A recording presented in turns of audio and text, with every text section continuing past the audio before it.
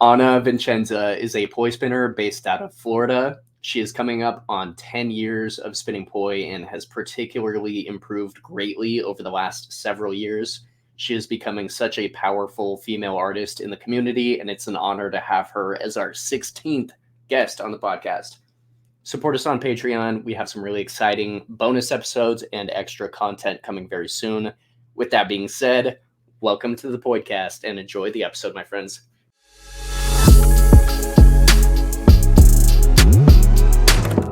Anna, thank you so much for joining us and being our 16th guest on the podcast. How are you doing today? I'm fantastic. Very excited and grateful to be here. Yeah, we've been chatting about it for a while. We finally got to make it happen. I'm super excited. So to kick things off, take us all the way back to the beginning of your journey. How and when did you get introduced to poi? Yeah, it's crazy to say now that I've picked up poi for the first time like 9 years ago. So Kelly, she's down to Kelly or down to Jelly on Instagram. She was the first person that I knew that was my age that was even spinning poi. I didn't even know what poi was, but I was hanging out with her and I picked up a pair of pod poi. Those were the thing when I started poi. It was pod poi everywhere. And Yep. first time I picked up pod poi, I was able to get the 3-beat weave without like any sort of external resources or anything. I was just kind of messing around and I picked it up and it was like this pattern unlocked that just felt so cool. And I was hooked from the 3-beat weave. So That's very interesting. I never hear anybody say that exactly the way that you did. I experienced the same thing the first night that my brother brought back poi. I taught myself how to do a 3-beat, and both of us only knew how to do a 2-beat, and then I learned the 3-beat, and we were both like, "What is this?" yeah, it Yeah, just feels like it was such a different feeling. Like nothing really can explain it until you do it for the first time, but it's just like unlocks this door. It's amazing.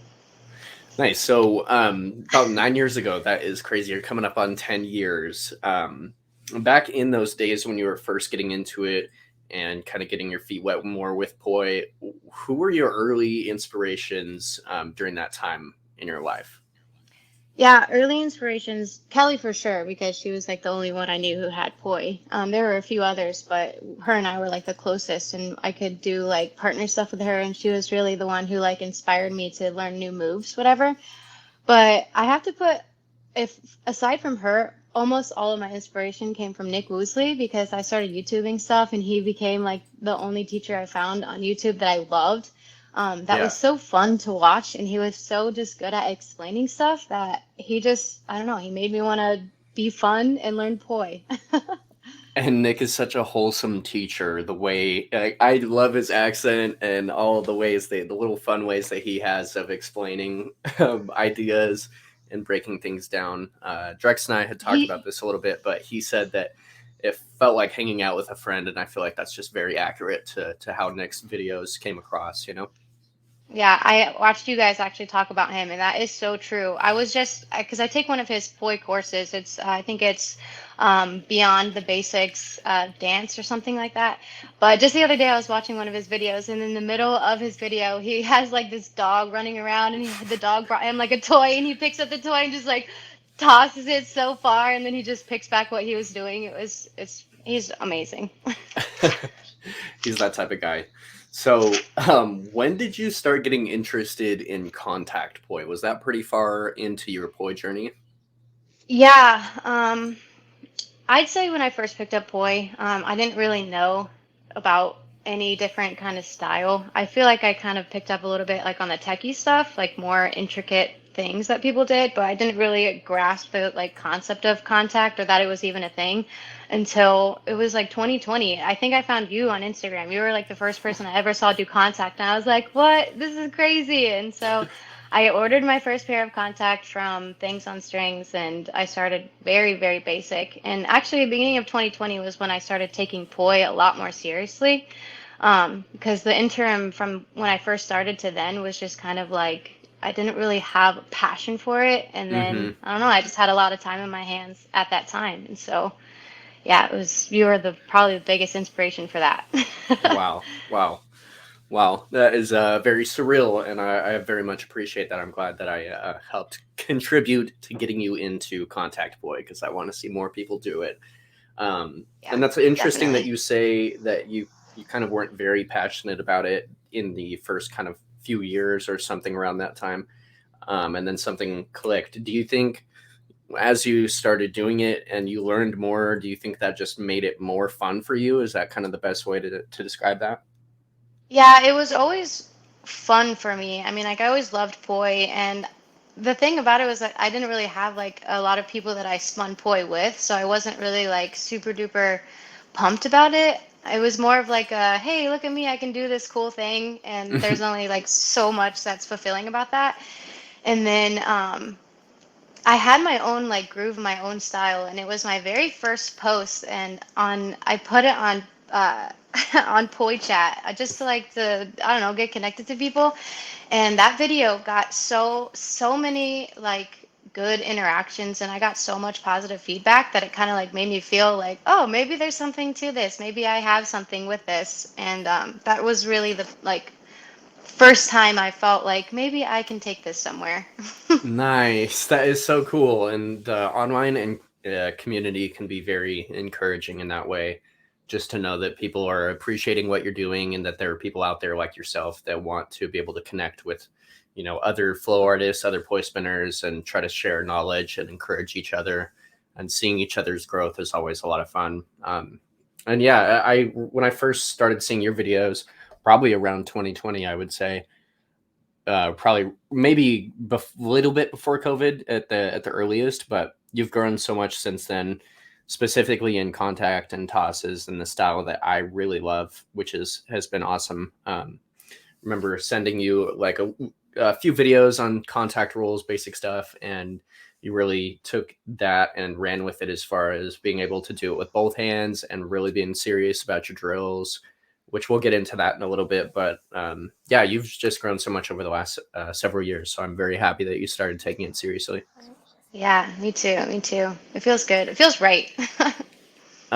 So as you've improved greatly over the last, few years, what do you think have been some of the motivations to keep you progressing and to keep learning? What are your main motivations? Well, like I touched up on just briefly, when I got so much positive feedback from Poi Chat on that video that I really didn't think, like looking back at it now, it kind of is like cringeworthy. You know, you see like your early videos and you're like, oh, like I thought I was good, but now looking back, it's like, there's so much that's like icky about it. Um, but getting so much positive feedback was really like the first thing, or I guess the first thing that like sparked just the motivation for me. And then I don't know, just I started recording myself a lot more, and I started watching myself a lot more, and I could see like where I could improve on, and what I felt like would look better if I tried just different things in different places and different times. And just honestly the community and like the constant support from people, just like people being like, oh, I like how you did this move, or like you've really improved. That's really been a huge motivator. And I've like the conversations that I've been able to like strike up with other flomies, just us like aside from poi, just like spiritual conversations and stuff like Mm, that, really just it's been a great journey so far. yeah. Yeah, I love hearing that you felt a lot of encouragement from other people online. That's really one of the main benefits I think of sharing videos and getting your levels out there and getting your tricks out there and stuff, and yeah, people can see you grow and be there for you to encourage you and have conversations about where we're at in our flow journey. So that makes me very happy to hear. Yeah, I want because the flow community can be like incredibly intimidating at the same time. Like on the flip side of the coin, they can be really harsh.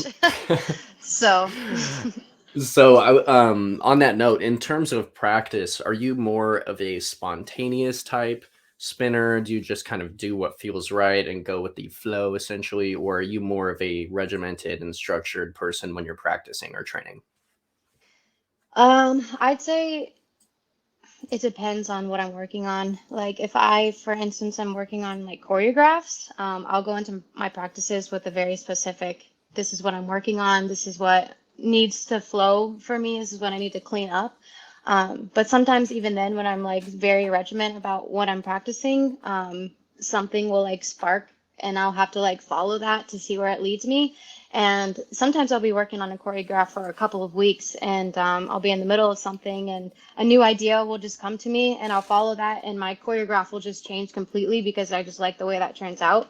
On the flip side of that, sometimes I'll just go into my practices. Often I go into my practices with like no intention in mind. I just start flowing and I just kind of like let the ideas come to me if they flow. And then Mm. sometimes when I'm in that state of mind, it'll lead to a choreograph. So it just depends on where I'm at. Yeah, I like the way that you said that. I feel similar. If I have something that I really want to work on, I'll drill it for, probably anywhere from 20 to 50 times depending on what it is and how hard it is. And then I'd find myself doing segmented drill time and then going into free flow and kind of vice versa a little bit. But being able to find inspiration in those moments and be creative is so important. Those are those little moments where you do something new and you're just totally comes out of nowhere and you're not expecting to do the pattern. Sometimes we find things that we like the most during that time. 100%. 100%. Yeah, I love So that. as far as recording videos, do you how long do you think it like takes you to on average to record a video? It just totally depends on the day and what sequence you're Dude, doing. yeah, man, because some days I'll just be so on it, and then other days I'll just drop the ball so much, and it's so frustrating. So it really just depends. I can get sometimes my flows in like the first take, and then those days I'm like, let's go. Yeah. But other days it'll take me like upwards of 20, 30, 45 minutes to get like a solid minute of what I really want to get. So it just depends on the day. Yeah, I know. I've sometimes, very rarely, very occasionally, I will hit something on my first try. But most times, if I really am doing something for a video, I it takes me about anywhere from 10 to at most. If I'm doing something really hard, probably like an hour. But that's like pretty rare. That's on the rare side as well. So any time in between that. Um, now, Yeah, do yeah. you When I want to ever? throw like a Sorry, when I want to throw like a No, super no, you're good. difficult trick in the middle of a video, that's when it does take me like upwards of an hour. Sometimes too, it just like depends on how hard I'm going. But yeah. Yeah, yeah. I spoke about this with Tim. He said that he always throws the really hard part of the sequence in the very beginning. That way, you don't have to run the whole half of the sequence and then do the thing that's really hard. It's like, nah, I'm not doing that. Dude, because you get burnt out. It's like, oh my gosh, I don't even want to do this flow or hear this song ever again.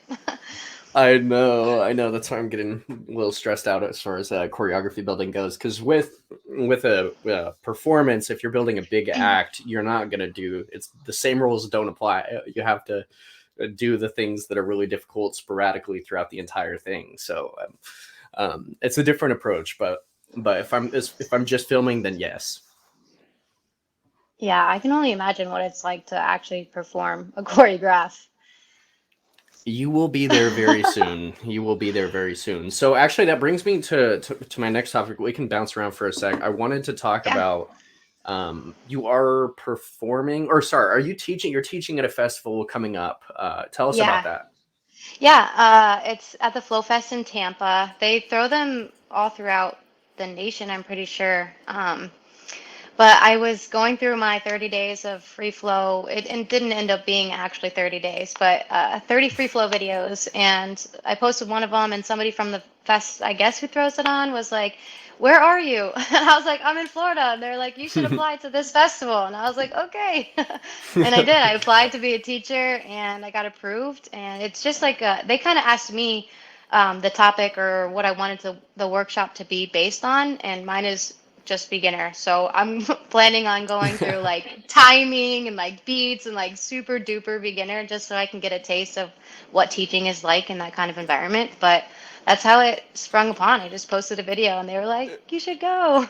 Yeah, so cool. And that's one of the benefits of putting out videos online is because you can find yourself getting opportunities to perform, to teach. So those are going to continue to come your way. Um, Now, this is the first Flow Festival that you've attended. Is that right? Yeah, attended, let alone teach. So yeah. Pretty exciting. I'm That's so awesome. excited. I know. I'm Yeah. ready to meet more Flomies in the community. Yeah, yeah. And you said you're keeping it pretty beginner, but are you gonna do maybe like an intro to contact or no? It depends. I'm gonna feel it out because I don't know what kind of people are gonna be attending. So if they're like That's fair. more advanced, it's like, well, then I can teach a little bit more advanced. So I'm just gonna Hmm. play it by ear and kind of go with the flow.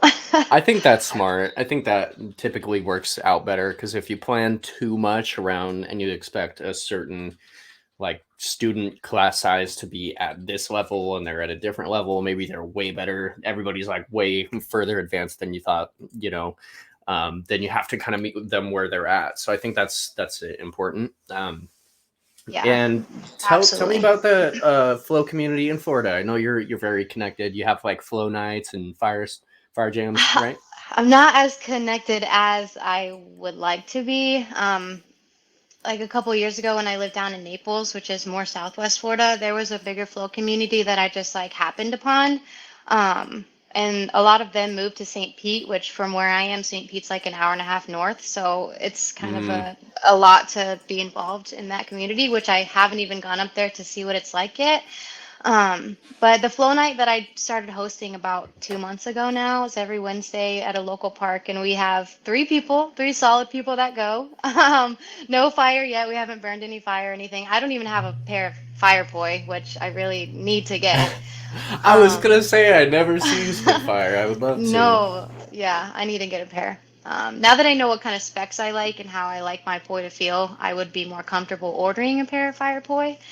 Um, because I don't even know. I guess maybe because Fireboy, I feel like I've had the opportunity to spin a couple of times with fire, and the flow is so different than what I'm used to because I'm like always touching them and always throwing them. So I feel like fire is a whole different story. It is. It is. I'm going through that right now. I had a community fire night the other night and I spun fire and I felt so damn rusty because I don't really spin fire a whole lot anymore. And I just do contact poi mainly nowadays. So I feel you. It is a way different flow. You know what's crazy though? Some people have almost the same style with contact poi that they do with fire poi. Shout out to Chesh because that guy is ridiculous with fire poi and doing contact. He really embodies that contact poi style in fire poi, so it can That's be what I done. want Shout out to you, too. Chesh. Yeah, that's what I want to learn. And you should send me his links and stuff so I can I watch what will. he's got going on. I will. He's so cool. Sorry, I got lost for a sec. So nice, but having three people that show up for a little flow night, just spin session consistently, that will continue to grow. I It spoke, will. I spoke with Ryan and Kristen about this the other day when they were talking about their local community and kind of how they've built it up a little bit. So I have no doubt you'll start to grow it and have it be a bigger thing. Yeah, it definitely. And we actually just this past one, yesterday, we were out there and there was another girl spinning a wand like in the field, and the guy who shows up, he was like, "I'm gonna go talk to her," and went and brought her in, and she's like, "I know a bunch of flomies in the area, so Oh, cool. hopefully we can just like get that growing." Nice, nice. Well, Yeah, anybody in Florida that's listening, hit up Anna and try to get connected. That would be awesome. I love yeah, trying to encourage the growth, foster the community. So yeah, that's very definitely. cool. Um, Now we can get on to some of your videos that you had sent in. I want to start getting through some of these and dissecting them a little bit. Yeah, Joey is going to decide what video we watch first, and we'll start rolling through some. cool. Ooh, I hear it. I hear it. So yeah, we've watched this video one time, but it was recently, and this is definitely worth dissecting multiple times. I watched this with Ty Roachford. He sent me this video as well, but such I a watched that killer. podcast. Oh, it's so good. Shout out to Ty. Yeah. Love you, man. But this is so worth watching multiple times because of the historical context and significance. Jonathan Alvarez has a huge part in the Poi story at large. So this is It's a beautiful absolutely video incredible. for you, Sen. Yeah. Absolutely incredible. It gives me goosebumps every time I watch it. The scene, I can't believe the ocean in the background, and he just like absolutely slayed this entire flow. I know. The setting perfect, the music, perfect music choice. The crowd was amazing. The lighting, I mean, it's very, very special. I think it's one of the best Poi performances of all time, if not, I mean, up there with the best, you know? Absolutely. I watched this when I first started spinning poi, and I was like, well, obviously because of the pod poi. I was like, oh, this dude has pod poi. And I was like, this dude knows how to work these pod poi. My mind is actually exploding right now. Yeah, the pod poi era. That was a good time. Before everybody got so deep into contact poi. Yeah, it took me like 6 years to even know what contact was. I mean, a lot of people are still, even now, finding out about contact poi. It's a pretty new thing, but this was very much peak flower play, and Jonathan really just embodied a lot of what was beautiful about the old style with flowers and patterns and that area, and then throwing in the newer ideas. Like, he's doing some funky tosses. He's really working in gunslingers. He's doing the raps. I mean, he definitely has a lot of more newer age stuff thrown in here, which I think is why it worked so well, is because it's such a blend of multiple, eras of Poi. Such a blend. He's on the frontier of a lot of stuff in this. So amazing. Like, he's like, I can't believe I just did that. Can I keep going? Nah, he's getting ready for the 3 Poi section. He's like, that shit was easy. Let's get into the 3. Yeah. I was just watching the build up. Dude, I was watching him earlier, and he's like, the way he even talks too, he's so freaking, I wish I could meet him. I know, me too. I know. I'm jealous of everybody that was attending flow festivals 10 years ago, because damn, I wanted to be there, but Yeah. That pattern is beautiful. That's one of my favorite patterns with Poi ever. What's even happening? Was it like what do you call it? So it is a 2 Poi, 1 hand, triquetra versus extension versus a 3 petal. But the I don't know. I'm very bad with specific terminology, because the 2 Poi that are doing the petals, they're opposite from each other. Oh. So it creates a really, really, really interesting visual. Wow. Ooh, yeah, Jonathan was, I've said this before on the podcast, but seriously, I mean, if you haven't watched the other episodes, and if you have, I hope I'm not repeating myself too much, but Jonathan was one of the first people that I saw that actually made me want to get into 3 Poi. He was one of the first great 3 Poi spinners, not just good, not just like, oh wow, they're talented with 3 Poi, but like phenomenally good with 3. Yeah, he did. Yeah, he was fluent. It's like a language, and he was totally fluent with it. Yeah, this video is really good too. It's so inspirational. Because, when I first started with Poi, I didn't realize that he had handles, and I was like, is he spinning 4? And just like what he does with all of them is just absolutely insane. Totally. And so for everybody listening to this, y'all don't have audio on the YouTube video, but go check out this YouTube video and hear the audio, because Jonathan's actually talking right now a little bit about a story, and this video is just beautiful. So we'll link it in the comment or in the description. Go check it out if you want to pause it. It'd be a good time to do that. But Anna, why don't you tell me why his like little excerpt right here, why do you think it just struck so much with you? Yeah, well, it struck because, he was talking about his journey and how he started with like glow sticks, and how to him it just was fun. And then when he started getting like good and people started like seeing something in him, he was just like felt as though he was like seen through his art. And he's so inspiring as far as like, he tells you when you feel like the inspiration to do something, do it. The only thing that separates you from like somebody great is the fact that they actually just followed the inspiration. And it's just his connection, the way he describes the art is just, it gives me goosebumps. It's amazing. I love that. Thank you very much for sharing. I think you said that very well. And I think he actually said this very well. I haven't seen this video in so long. I'm mind blown. Jonathan is so talented. It's wild. Unbelievable. And he just like looks like he loves what he's doing. Yeah. Like, what is he What a even wholesome doing right guy. now? Like, I know. I like with know. his legs, and I don't even A know. lot of Superman stuff, a lot of weird Yeah. raps, funky. I mean, he's just an innovator to, beyond that almost. It's pretty wild how much he influenced the poi world at large. Yeah. Definitely. Look at that smile. He so just looks happy in Oh. the zone. I hope wherever he is that he sees that people still talk about him and appreciate the work that he did, regardless if he wants to be present or not. If you are watching this, Jonathan, shout out to you, buddy. Yeah. That would be a dream of mine for him to see this. So, yeah, I'm taking. Yeah, so good, so good. I'm just even taking a second to watch this. This is amazing. Woo, so clean. So smooth. So smooth. Dude. That was ridiculous. Like, so Nobody amazing. does that anymore. No, Nobody so does amazing. That is so funny. I don't think I've seen anybody do that besides him. I've never seen that done ever. So cool. Incredibly original. Yeah. And I love okay, that was one thing I did love about the pod boys. They had the swivel handles and you could do orbitals really, really well on them. Just like they just kept going.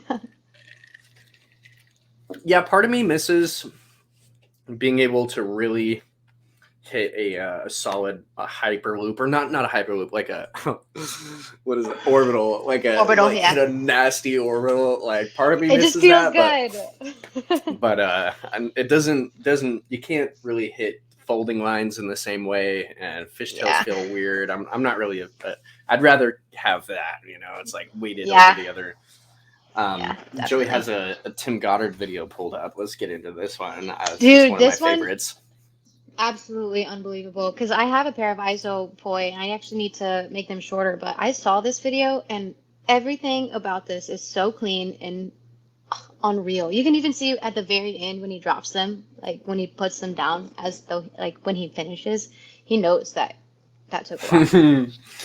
Yeah, I can't believe I got to have this absolute legend on the podcast. He is he's probably, I've said this before, I go back on it all the time. He's like one or two. He's like number one or number two all time for me as far as like what I really value in style, creativity, longevity, like just so many of the performance and just so many aspects of what he does, all the different variables that go into this. But Tim is one of the best of all time, no matter preference aside. Yeah, you got to be able to give it up for Tim and say that he is truly one of the best to ever do it. Seriously, he's so creative. Incredibly creative. And what clean. A cool he's so clean. What a dope background. I don't even know. I've seen so many of his videos. It's like hard to remember specifically. I'm sure I have seen this, but it's probably been a while. I just remember this one blowing my mind. I mean, all of his, I'm just like, what? What is he even doing? I would have to like slow it down to be like, oh, okay, I see what he's doing there.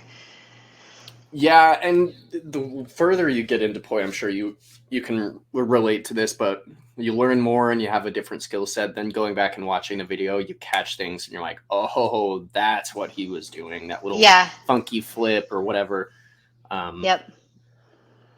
Well, because it's like a language, and like once you become more fluent in the language, you do pick up like what people are doing, and you can kind of like get how they get into it and out of it too. Absolutely. That's a very good comparison. I like that a lot. That's why it's important to go back and watch some of your favorite poi videos, or the poi videos that blew your mind when you saw them, to go back at least once a year, or every other year, and check them out again. Your perspective on them changes so much. Definitely. Signature. And I'm sure as you've been learning more contact poi and more getting more into rolls and tosses and all the super techie stuff, you appreciate this kind of style a lot more now that you're actually doing it. Yeah, 100%. I just want to get like more crisp on like everything. Isn't that all the poi artist's dream, is to just be super duper clean? I just want to be better. Yeah. Yeah. Yeah. The eternal struggle. But Oh but my yeah, I mean, people gosh. can see the progress. I can see it. It's very evident if you've been following. I mean, if you've been following you for, a year or plus, you can really just see it very clearly. So Yeah. you are doing an amazing Thank job. you. Yeah, Thank absolutely. you. And then I think the last one was a Liz Knights video. Dude. Shout out to Liz. He's gonna pull it up here. We'll get into it. His- Shout out to Liz. he's probably- I Yeah. appreciate her so much because of how much work she's done for the Women of Tech Poi project and her longevity as well, her creativity, coming up with so many amazing ideas and promoting and all that stuff. So we appreciate you, Liz. And what were you going to say, Anna? I was just going to say, from the beginning, she's just been one of my biggest influences just because of how she's so good. I know, she is ridiculously good. She's so good. Like, and I don't want to be like sexist or anything like that, but it's like uncommon for females to just be that killer. Well, I think she took it really, really seriously. And I think this is the way I like to describe it. Like, I think more percentage-wise, more men spin poi than women. And I think a few people in both groups, right, get super, super into it and are really, really about it. And even though the number for, for women at large is probably smaller, there are still people like Liz out here that are just absolutely incredible, undeniably good. And she's just definitely one of those people, Yeah. Yeah, I want to pick her brain. I want to know, like, who's her teacher, or like. I know, seriously. Hopefully she comes on the podcast at some point. I would love to listen to her. I know. Shout out to Liz. Ooh, I love this video. I love this video. I wish we could hear the audio because it's so nice. The double fishies. She hits them so Dude. clean. I love that little move, like the little pendulum behind the back. And she's so well rounded with contact and flowers. And yeah, she is. Her transitions are so good too. Very diverse because she dabbles. Obviously, you can't do double fishtails if you don't at least dabble very hard in contact poi. It's not a pattern that you stumble across. No, I have yet to enter into the realm of fishtails. I remember they frustrated me for so long, and I just kind of was like, you know what? I don't even want a fishtail. And then, like, eventually I learned it, and I'm like, yo, these are so cool. I bet they feel like fun. I bet they're just fun. Yeah, they're super fun. It's contact just feels good. I like the way that contact feels more than I do just only holding my poi in my hand and not deviating from just only holding the handles. It feels so limiting. Yeah, that's how I felt when I finally learned folding lines after like 3 years of just trying and trying and trying. Finally landed them, and they just don't feel like anything else. It's absolutely incredible. Yes. So 3 years, and a lot of people want to learn these patterns quickly, and they want to be at a certain level very quickly, and they want to kind of, jump above levels and just, exceed their own expectations very quickly. But the reality is to make some of this stuff look really clean, you have to do it for a long period of time. Yeah. Tell me remember about one day. Let me just talk about folding lines for a minute, because there was one day in particular. I had my friend over here. She has a remote job, and she's a 9 to 5, and she started her working at 9 o'clock in the morning. And I went to the other room and was practicing folding lines until she got off work at 5 p.m. I could not stop practicing. Dude. Wow. I was obsessed. I was like, I need to learn these. That is so cool. So yeah, tell me about the longevity of trying to learn a pattern and kind of the frustrating side of not being able to do it, and how you kind of work through that mentally and physically. Oh, I'm still trying to work through a lot of that. Honestly, poi is such a struggle in that aspect, but it's like you will, first of all, you see something being done and you're like, oh, that looks cool. I want to incorporate that into my flow. And so you start learning it and you realize how difficult it is. And you're just like, oh, how long is this going to take me? Do I really want to put all the time and effort into, oh my gosh, this is baby me 3 years ago. Let's This video is go. so cringeworthy. This is the one I go. posted to Poidcast and was Yeah, had the one that so you were many talking positive about. feedbacks. Yeah. People were like, oh, you have such an innate sense of flow, stuff like that. And I But was you just do like, though. You do though. I mean, I this feel is like, a good video. You say, you know, I know you've gotten a lot better since then, but I mean, you have great fundamentals and everything you did was super clean. I mean, yeah, it looked oh, great. my This is an sweet little awesome video. pod poi. Oh, my pod Yeah. poi. They're so light too. When I got my first pair of contact poi, I was like, these are so heavy. That's awesome. Aw, Sorry, I didn't little mean to me. distract you, No, but yeah, that's okay. continue. Yeah, so you start the journey and learning something new, and you realize how far outside of your like expertise it is, and then you trying to get there, you drop the ball so many times, and you just like That was perfect. face all of the emotion at the end, like I dropped it. You face all the emotions, and then you finally like land it for the first time, and you're like, okay, I can do this.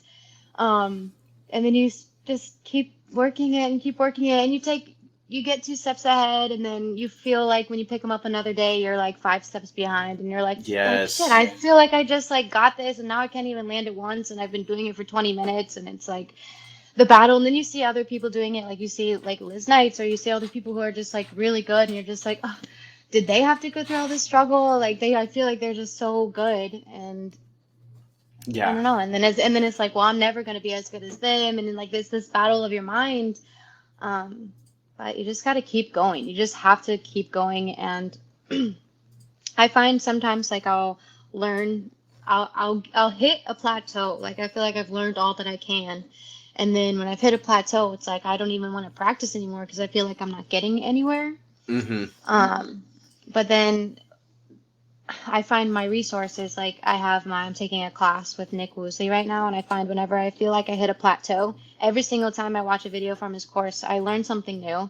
I pick up my poi again, and it's like, I don't know, a new idea comes to me. Mm-hmm. And yeah, so it's a battle. And I like to hit my 1E before I flow as well, because that really like, it gets me out of trying to be so particular about things, and it just opens my like creative space, and it really helps just open the door to a lot of like creativity. So yeah, and what you said about the taking a couple steps forward and then 5 steps back and feeling like you lost progress on a certain move or a concept, that's important for people to hear, because I go through that on a regular basis. Joey knows this. Anybody that spins with me knows this. Sometimes I'll hit Seb's first try and I feel really good about it. And I'm like, yeah, I'm making progress. Like I am killing it with Seb's. Like I'm doing so well. And then I go to show somebody a week later and I can't even flash it. And I'm like, what happened? So yeah, if you're listening to this and you're going through the same thing, just know that every single person goes through it, including Liz Knights, including Tim Goddard. We all had to really struggle and fail thousands and thousands of times. The only difference between somebody who has, mastered something and somebody who hasn't, even regardless of their innate ability, even if one person's really naturally good at it and the other person really had to work, maybe a little bit more hard for it because they're not as like naturally gifted, it really does end up boiling down to the time put in. That's the most important thing by far, way more than natural ability, is time put in. So yeah, definitely. Even just the other night I was practicing, I told you a little bit about this, but I was like, I had actually just watched that Liz Knights video with her in her little hat and pink poi, and I was like understanding a little bit of the moves that she was doing. I was like, okay, let's try some of these. And I kept dropping the ball, and I was like, I'm never picking up poi again. I quit. Yeah, forever. Yeah, oh my gosh, you should see how frustrated I get with poi juggling sometimes. Oh my goodness, it is eating me alive sometimes, but it's important to be able to confront the frustration and feel the feelings of, because that's what makes us want it. A lot of the times was being unsatisfied or feeling like you could be doing better or knowing that you could do better. That really motivates you and pushes you to actually learn the tough patterns to keep going after it. And you really exemplified that with learning folding lines. And you're not only have gotten really good with your right arm, but you've gotten really good with both, which is something that a lot of poi spinners do not do. They're not very aesthetically oriented and not very symmetrical, whereas you are very symmetrically oriented in the way that you're doing your patterns and your sequences. Like you're super balanced on both sides.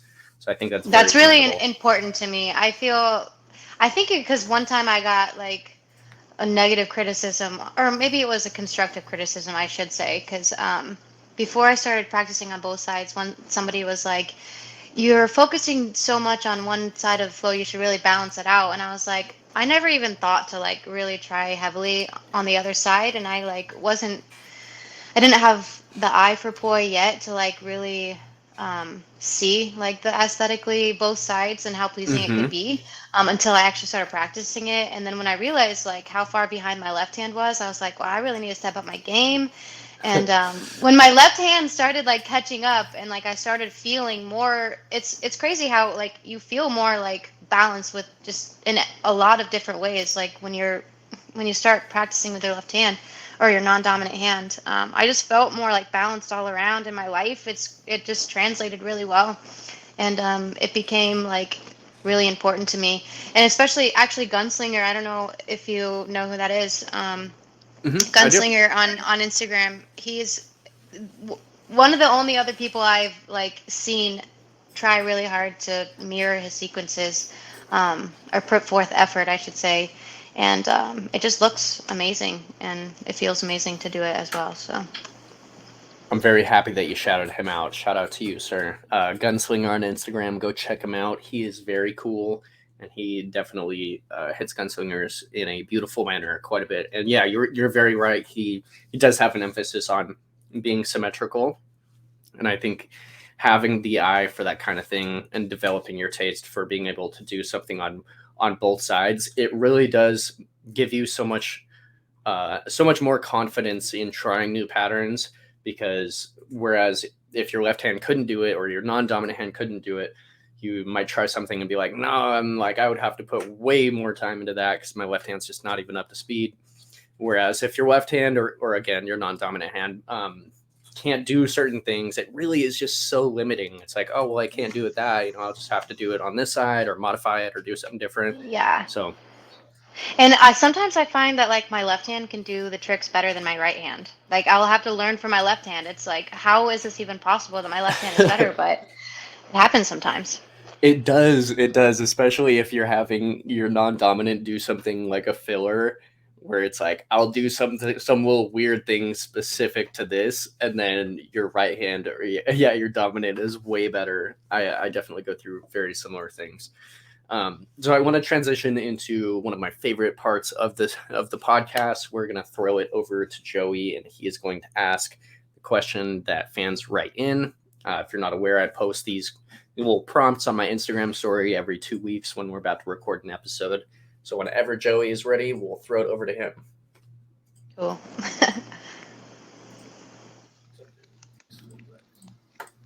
Hello, Anna. Hey, what's up, Joey? So today's question is actually from Britton Kell, or AKA Main Flow on Fire on Insta. Yay! He asked, excuse me, prior to finding poi, where were you involved in any other activities, whether sports, dance, or fitness? Yeah, I guess I've always just kind of been creative. I used to draw a lot, and yeah, mainly drawing was like my main source of creativity. That was it. My mom was always pretty fit and active, so I learned how to be like fit and active from her. But aside from poi, I wasn't ever into like any dance or, well, I guess I did softball, but I didn't have the grades to stay in softball, so that's about it. But I was always That's surprising. creative. That's Yeah. surprising. I mean, not the creative aspect, but the I mean, you strike me as somebody who's very like capable and confident in their body orientation and the way that you're like being present physically.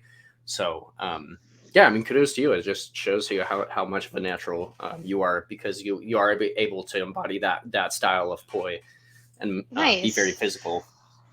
Good, because I sometimes I look at myself and I'm like, oh my gosh, you look so silly. So I want to talk about some of your goals with poi moving forward. This could be anything related to poi. So teaching at festivals or performing, or maybe like whatever kind of projects you have in mind.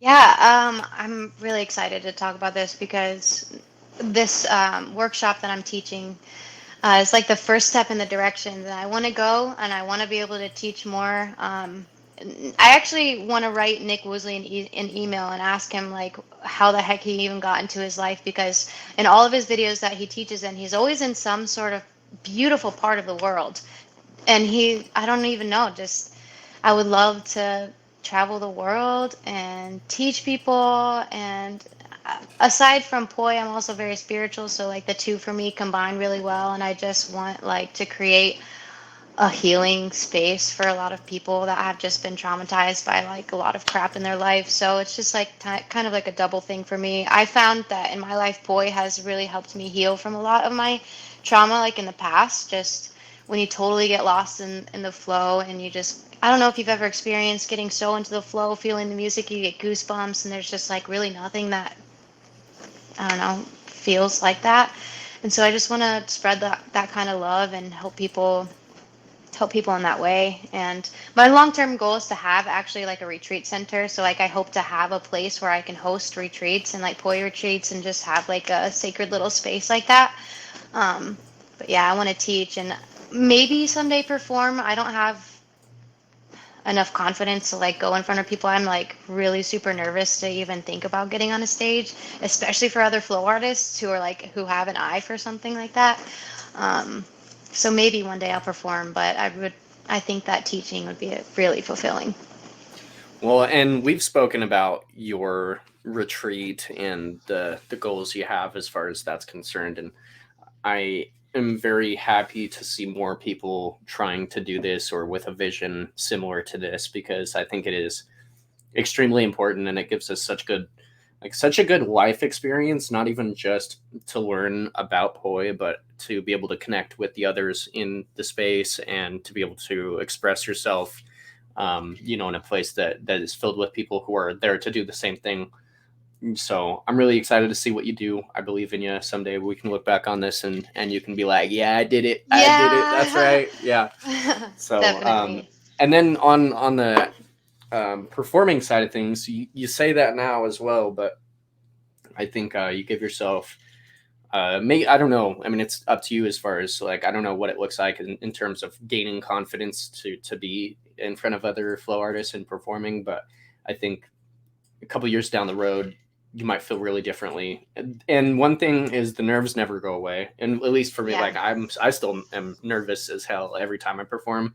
Sometimes certain people are not really nervous and they're more stoic, but not I, not I. Yeah. Yeah. So I think too, once I like get a feel for the flow festival that I'm going to be teaching at, and like kind of just get around that environment, maybe my mindset will change. I just haven't been in a place where, I don't know, I've performed a whole bunch in front of people. So maybe once I get my feet wet, my mind will change about that. yeah, and I was gonna say you attending more flow festivals and getting a chance to see the fire show and see the gala, it is such an incredibly inspiring and humbling experience. When I first went to Kindle, was the first Flow Fest that I went to, and seeing the performances there really gave me a newfound level of inspiration, not only for poi spinning and the aspects of like this pattern and this roll and this trick, but more so the feeling that the performers gave me and the way that they did it and the space that they occupied. Just the performance as a whole was incredibly beautiful. So whenever you're able to start, seeing these types of things in person, I feel like you will be creating some special things down the road. You just have to keep doing it. Yeah, definitely. And I will. I'm stuck with poi for my life.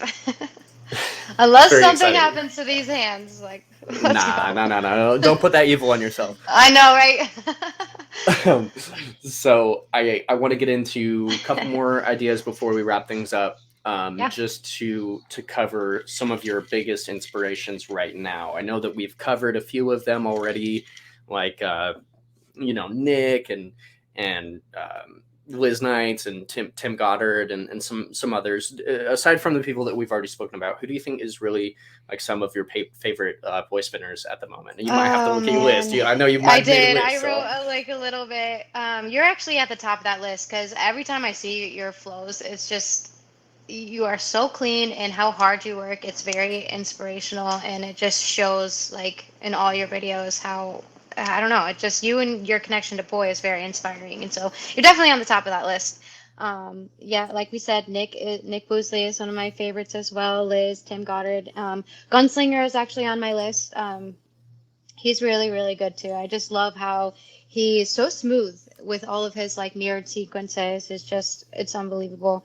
Alexis May is on there too. She's actually from Florida. I've only gotten the opportunity to talk to her a couple of times, but I want to meet her.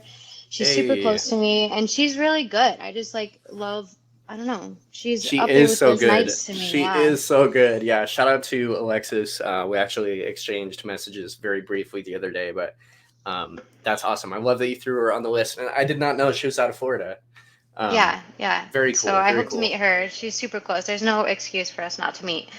So she's good. And then Lexi, she's Spacey Spins on Instagram. I love her. She's so unique and like she's just so herself, and it's just absolutely beautiful. So I love that. I actually just did a drop stop and spin from her. That was my response to her. So I just love that we're connected in that way. April Hinson is another one. Ape spins. I just love watching her spin. She's got her long poi. She's so flowy. Swag. She's so swag. Great. Yeah, she's great. And then I actually have Chris Kelly on here with the recent turn of events, whatever. But Chris Kelly's actually really, really good. And every time I used to see his videos, poi spinning specifically. Yeah, specifically poi spinning. Whenever I used to see his videos, it just blew my mind as well. So yeah.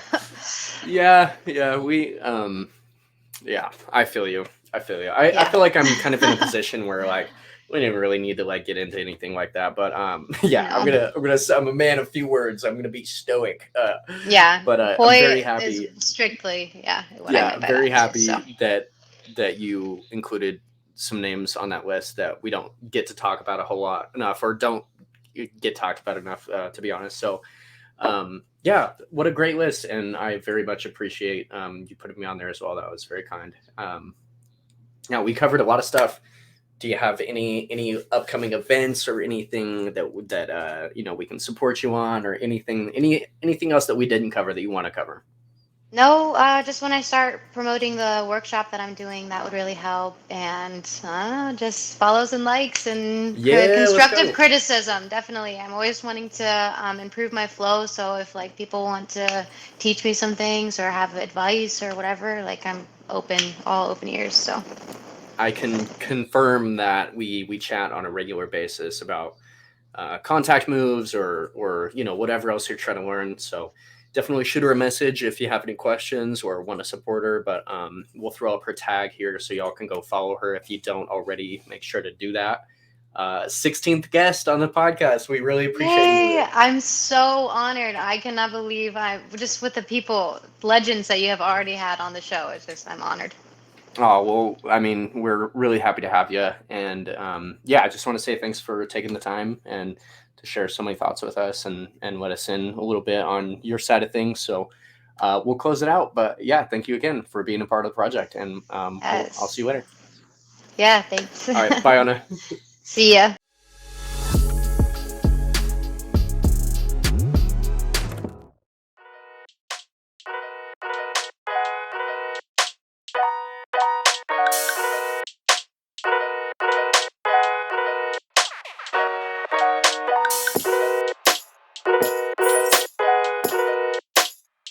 Bye.